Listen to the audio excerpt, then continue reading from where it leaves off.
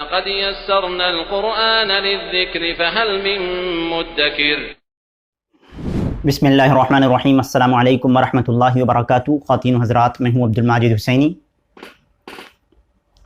اسمرتی ایرانی صاحبہ ہندوستان کی ایک وزیر ہیں، وزیر برائے اقلیتی امور۔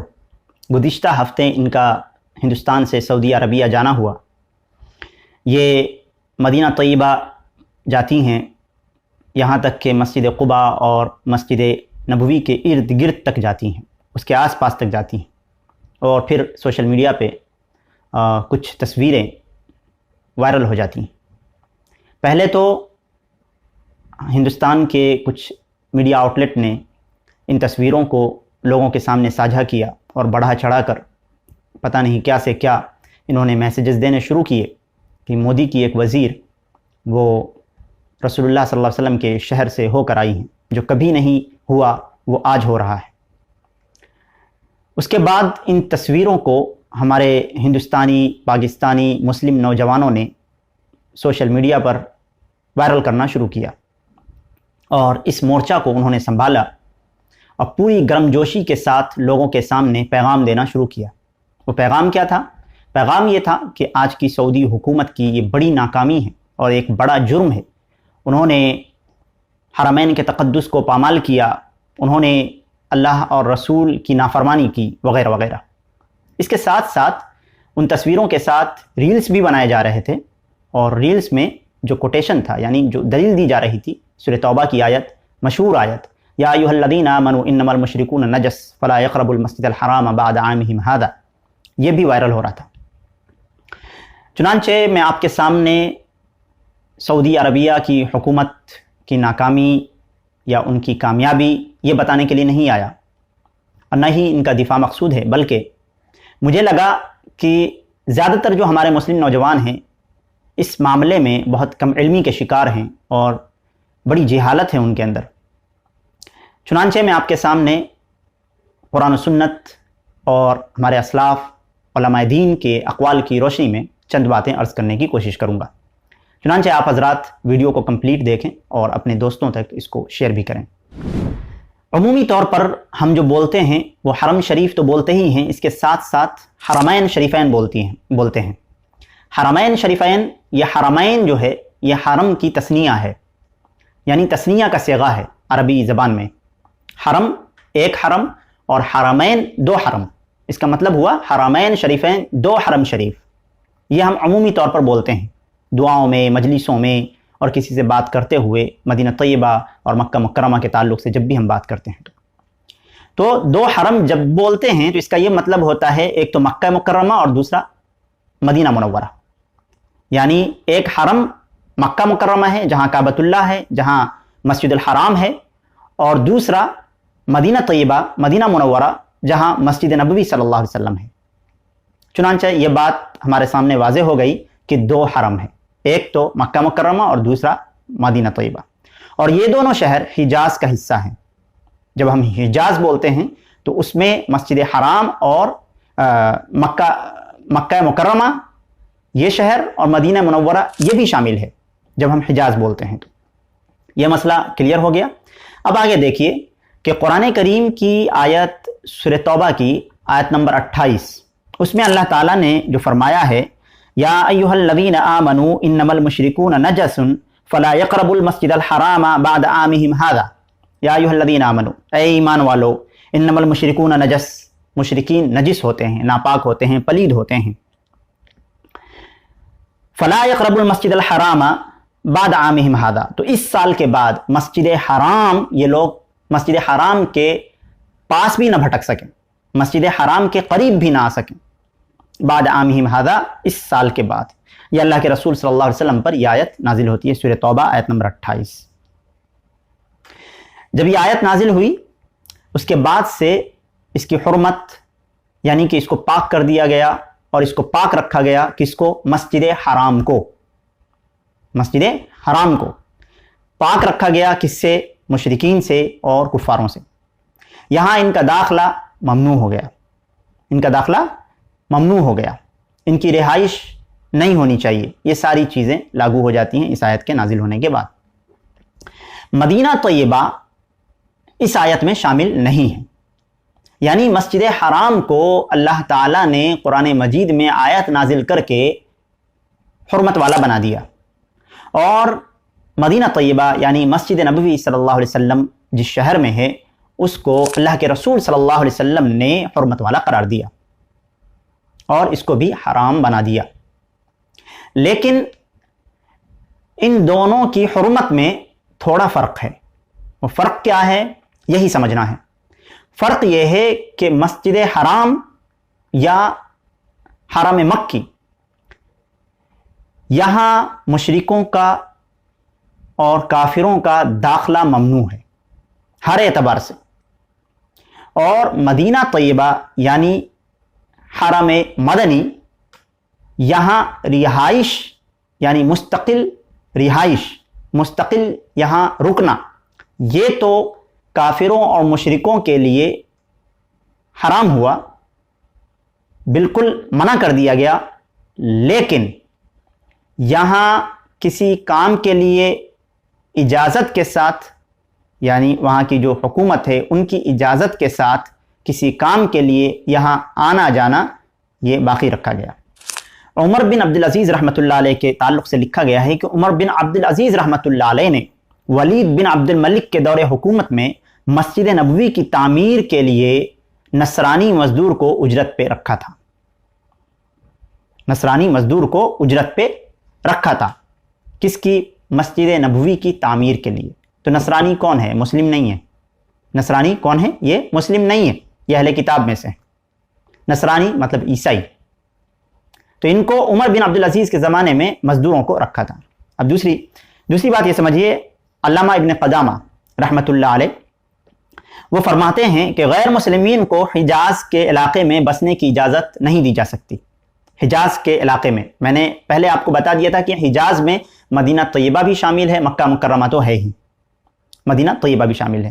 تو علامہ ابن قدامہ رحمۃ اللہ علیہ وہ فرماتے ہیں کہ غیر مسلمین کو حجاز کے علاقے میں، حجاز کا جہاں تک علاقہ ہے وہاں بسنے کی اجازت نہیں ہے، رہائش کی اجازت نہیں دی جا سکتی مستقل، لیکن انہیں داخل ہونے کی اجازت دینا درست ہے۔ یعنی کسی کام سے، کسی وجہ سے، جیسے عمر بن عبدالعزیز رحمۃ اللہ علیہ کے زمانے میں مزدوروں کو رکھا گیا مسجد نبوی کی تعمیر کے لیے، چنانچہ وہ فرماتے ہیں کہ انہیں داخل ہونے کی اجازت دینا درست ہے، کیونکہ وہ لوگ امیر المومنین عمر اور عثمان رضی اللہ عنہما کے زمانے میں اور ان کے بعد کے خلفاء کے زمانے میں وہاں جایا کرتے تھے۔ حضرت عمر رضی اللہ تعالیٰ عنہ خلیفہ ثانی اور حضرت عثمان رضی اللہ تعالیٰ عنہ خلیفہ ثالث، خلفۂ راشدہ جو چار ہیں، حضرت عمر، حضرت ابو بکر صدیق، حضرت عمر، حضرت عثمان، حضرت علی۔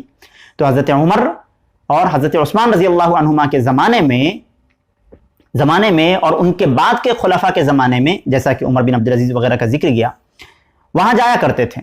ہاں بلا اجازت داخل نہیں ہو سکتے، بلا اجازت داخل نہیں ہو سکتے، وہاں کی حکومت سے اجازت طلب کرنی پڑے گی، اگر وہ اجازت دیتے ہیں تو پھر وہ جا سکتے ہیں۔ حجاز میں ان مشرکین کا داخل ہونا مسلمانوں کی ضرورت و مصلحت کی خاطر ہے۔ ابھی بھی جو اسمرتی ایرانی گئی تھی وہ حج کے ایک ایگریمنٹ کو سائن کرنے گئی تھی، فائنلائز کرنے گئی تھی، یعنی ہندوستانی مسلمانوں کے ایک کام سے وہ گئی تھی۔ حج کون کرتے ہیں؟ مسلمان کرتے ہیں، اور ہندوستانی مسلمان جو حج کے لیے جائیں گے ان کے لیے ایک ایگریمنٹ تھا وغیرہ وغیرہ، جو ڈیٹیلنگ ہے وہ آپ دیکھ سکتے ہیں، انٹرنیٹ پہ اویلیبل ہیں، اس کے لیے وہ گئی تھی۔ تو اور ان کو اجازت سعودیہ حکومت نے دی۔ تو علامہ ابن قدامہ آگے فرماتے ہیں کہ اجازت ملنے کے بعد جب وہ حجاز کے علاقے میں داخل ہو تو 3 دن سے زیادہ نہ رکے، 3 دن سے زیادہ وہ نہ رکے۔ اس کی دلیل یہ ہے کہ عمر رضی اللہ تعالی عنہ نے غیر مسلمین تاجروں کو، بزنس مین کو 3 دن کے لیے مدینہ میں داخل ہونے کی اجازت دی تھی۔ الکافی فی فقہ الامام احمد، جلد 4 صفحہ نمبر 180، اس میں امام ابن قدامہ رحمۃ اللہ علیہ فرماتے ہیں۔ امام ابن قدامہ رحمۃ اللہ علیہ کی بات سے ہی پوری طرح بات واضح ہو چکی ہے کہ حجاز کے اندر بسنے کی اور مستقل رہائش کی اجازت مشرکین کو، کافرین کو نہیں ہے، لیکن وہ حجاز میں وہ جا سکتے ہیں، مدینہ طیبہ جا سکتے ہیں، لیکن حرم مکی کو چھوڑ کر، حجاز کے علاقے میں جا سکتے ہیں، حرم مکی کو چھوڑ کر جس کا ذکر قرآن مجید کے اندر یا ایھا الذین آمنوا انما المشرکون نجس فلا یقربوا المسجد الحرام، اس مسجد حرام کی بات ہو رہی ہے خصوصی طور پر، اس کے علاوہ کی بات کی جا رہی ہے جو حجاز کے دوسرے علاقے ہیں، اس میں مدینہ طیبہ شامل ہے، اس کے بارے میں کہا گیا کہ یہ لوگ اجازت لے کر کسی کام کے ذریعے سے کسی وجہ سے وہ جا سکتے ہیں۔ چنانچہ آگے دیکھیے امام ابن قدامہ رحمۃ اللہ علیہ آگے فرماتے ہیں کہ غیر مسلموں کے لیے بغرض تجارت وغیرہ سرزمین حجاز میں داخل ہونا جائز ہے۔ عمر رضی اللہ تعالیٰ عنہ کے زمانے میں نصارہ مدینہ منورہ میں بغرض ضرورت جایا کرتے تھے، یہ المغنی کے اندر انہوں نے لکھا ہے۔ اس کے علاوہ امام ابن قیم رحمۃ اللہ علیہ وہ فرماتے ہیں کہ غیر مسلموں کو مدینہ منورہ میں داخل ہونے سے منع نہیں کیا جائے گا، کیونکہ نبی کریم صلی اللہ علیہ وسلم نے نجران سے آنے والے نصارہ کے وفد کو اپنی مسجد میں ٹھہرایا تھا۔ اب دیکھیے صحیح بخاری کی حدیث نمبر 4372 ہے، حضرت سمامہ رضی اللہ تعالیٰ عنہ کا ذکر ہے کہ حضرت سمامہ رضی اللہ تعالیٰ عنہ کو اسلام لانے سے پہلے اللہ کے رسول صلی اللہ علیہ وسلم نے مسجد نبوی کے کھمبے سے باندھا تھا، اس کے بعد 3 دن تک وہ وہیں پر تھے، اس کے بعد وہ ایمان لے کے آئے، لیکن اس سے پہلے تو وہ ایمان والے نہیں تھے، وہ مسلمان نہیں تھے۔ اس سے پہلے اللہ کے رسول صلی اللہ علیہ وسلم نے حضرت سمامہ رضی اللہ تعالیٰ عنہ کو مسجد نبوی میں باندھا تھا۔ اس کے علاوہ حضرت جبیر بن مطعم رضی اللہ تعالیٰ عنہ جب حالت شرک میں تھے تو مغرب کی نماز کے وقت مسجد نبوی میں داخل ہوئے، یہ روایت مسند احمد کی ہے اور اس روایت کی سند صحیح ہے۔ چنانچہ ان دلیلوں سے پتہ یہ چلتا ہے کہ مسجد مدینہ طیبہ کے علاوہ مسجد نبوی میں بھی اگر ضرورت ہو تو کافروں اور مشرکوں کا جانا جائز ہے، جیسا کہ عمر بن عبد العزیز رحمۃ اللہ علیہ نے غیر مسلم مزدوروں کو مسجد نبوی کی تعمیر میں لگایا، اور اسی طرح سے اللہ کے رسول صلی اللہ علیہ وسلم نے حضرت سمامہ رضی اللہ تعالیٰ عنہ کو مسجد کے اندر باندھ کے رکھا۔ حضرت جبیر بن مطعم رضی اللہ تعالیٰ عنہ اس وقت حالت شرک میں تھے، وہ مسجد نبوی میں داخل ہوئے، مغرب کے وقت مسند احمد کی روایت ہے۔ تو اس سے ایک اور بات کا علم ہوتا ہے، وہ یہ ہے کہ مسجد حرام کے علاوہ دنیا کی تمام مساجد میں مشرکین اور کافرین، کفار، اہل کتاب، ان تمام کا داخلہ جائز ہے۔ اس کے لیے ہمیں خصوصی طور پر ہندوستان جیسے امریکہ وغیرہ کے اندر، یورپی ممالک کے اندر جو مسجدوں کے اندر اہتمام کیا جاتا ہے، ان کے لیے ہفتہ 2 ہفتہ میں ایک گیٹ ٹوگیدر رکھا جاتا ہے، یعنی ایک فیملی جس طرح سے گیٹ ٹوگیدر رکھتے ہیں، ایک میٹنگ کرتے ہیں، لوگ آتے ہیں، ملتے ہیں، جلتے ہیں، اس طرح سے رکھا جاتا ہے، ایک ایونٹ آرگنائز کیا جاتا ہے، اس میں مشرکین کو بھی بلایا جاتا ہے اور ان کے ساتھ جو ہے اسلام کے بارے میں جو اچھائیاں ہیں وہ شیئر کی جاتی ہیں۔ تبھی تو جا کر وہاں جو ہے وہ مسجد جو ہے ایک مسجد کی حیثیت سے کام نہیں کر رہا، بلکہ ایک آرگنائزیشن کی حیثیت سے وہ مسجد کام کر رہی ہے اور لوگ اس میں بڑھ چڑھ کے حصہ لیتے ہیں۔ اسی طرح سے ہندوستان کے حالات کے مد نظر جس طرح کے حالات ہیں خصوصی طور پر، وہاں تو یہ کرنا چاہیے کہ مساجد کے ساتھ ساتھ ایک جگہ رکھنی چاہیے، وہاں پہ جو برادران وطن ہے ان کے ساتھ آپس میں میل جل رکھنا چاہیے، کچھ ایونٹ آرگنائز کرنا چاہیے، کچھ ان کو بلا کر یہ دکھانا چاہیے کہ مسجد کے اندر کیا سکھایا جاتا ہے، مسجد کے اندر کیا ہوتا ہے۔ یہ جب مسجد نبوی کے اندر اجازت ہے غیر مسلموں کا جانا، تو پھر بدرجہ اولیٰ دوسری جو مساجد ہیں ہندوستانی، پاکستانی اور دوسری یورپ ممالک کی جو مساجدیں ہیں، وہاں غیر مسلموں کا آنا اور وہاں ان کے لیے انتظامات کرنا یہ بدرجہ اولیٰ جائز ہوا اور ابھی کے حالات کی ایک ضرورت ہے۔ چنانچہ اب ہم بات کرتے ہیں اپنے ہندوستان پاکستان کے پس منظر میں کہ ہندوستان اور پاکستان کے اندر زیادہ تر جو فقہی مسلک کو فالو کرنے والے ہیں فقہ حنفیہ کے، اور انہوں نے ہی زیادہ تر اس بات کو وائرل کیا، اور جو علماء اہل حدیث، چند علماء اہل حدیث نے اس پر یہ کوشش کی لوگوں کو سمجھانے کی کہ نہیں، یہ دلیل سے ثابت ہے کہ ایسا ایسا کرنا جائز ہے۔ مسجد حرام کو چھوڑ کر حجاز کی سرزمین میں کوئی غیر مسلم سفر کرتا ہے تو وہ اجازت ہے، اگر حکومت کی رضامندی ہو، حکومت اجازت دے۔ تو ان کو ہی کوسنا شروع کیا گیا اور ان کو کہا گیا ریال کھانے والا، اور کیا کہتے ہیں، سعودی کا پٹھو اور سعودی کا مقلد وغیرہ۔ لیکن آپ کو یہ معلوم ہونا چاہیے کہ فقہ حنفی کے علاوہ تمام فقہا کا یہ متفقہ فیصلہ ہے کہ مسجد حرام جو ہے، مسجد حرام میں غیر مسلموں کا داخلہ ممنوع ہے، یعنی حرم مکی کے اندر غیر مسلموں کا داخلہ ممنوع ہے، لیکن فقہ حنفیہ کے اندر اگر ضرورت ہو تو مسجد حرام میں بھی داخل ہو سکتے ہیں، یعنی حرم مکی کے اندر بھی کفار و مشرکین کا داخلہ جائز ہے اگر ضرورت ہو تو، شرطیہ۔ اور دوسرے فقہا کے نزدیک شرطیہ بھی جائز نہیں۔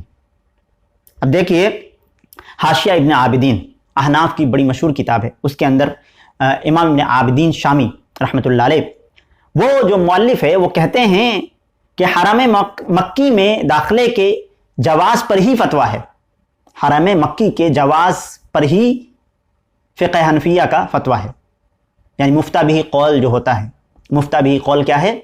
اسی بات پر ہے کہ حرم مکی میں داخلہ جائز ہے۔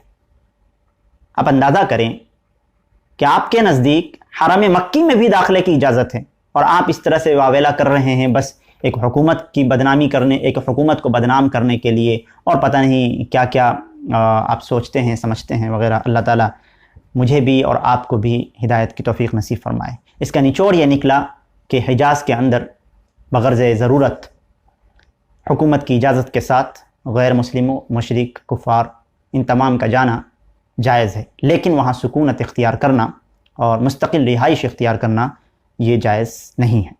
اور مسجد حرام کے اندر اور حرم مکی کے اندر وہاں غیر مسلموں کا داخلہ بھی ممنوع ہے۔ مجھے امید ہے کہ آپ حضرات کے سامنے یہ مسئلہ پوری طرح سے واضح ہو گیا۔ السلام علیکم ورحمۃ اللہ وبرکاتہ۔